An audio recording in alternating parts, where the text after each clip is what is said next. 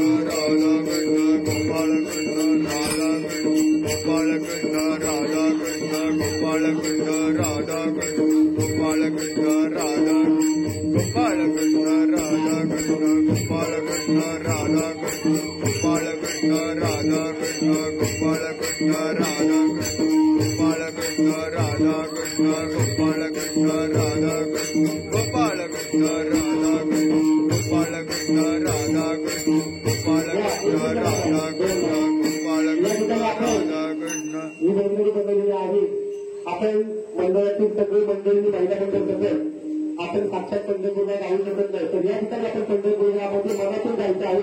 भगवंताला श्री सत्यनारायणाला आपण पंढरीच्या पांडुरंगाला भेटायला जायचं आहे. त्यामुळे पुरुष मंडळ सगळ्यांनी करूया, यांच्या मागे या, त्यांच्या मागे 2 लाईनमध्ये उभं सांगतो तसं दादा व्हिडिओ करा. आपण महाराष्ट्रामध्ये व्हिडिओ केला पाहिजे युट्यूबला घेवा असं द्या असं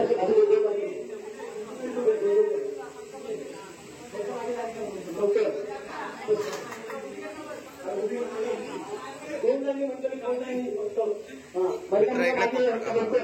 सगळ्या महिला मंडळ मंडळातून सगळ्या महिला मंडळ मागे या, त्याला लवकर हे बोलून या. 2 लाईनीमध्ये महिला मंडळ आपण पंढरपूरला जायचं आहे. सत्यनारायणला आपल्या मंडळाच्या पूजेला सत्यनारायणला आपण विठ्ठलाला भेटायला घेऊन जायचं आहे. त्यामुळे सगळ्यांनी कृपया हा चालेल.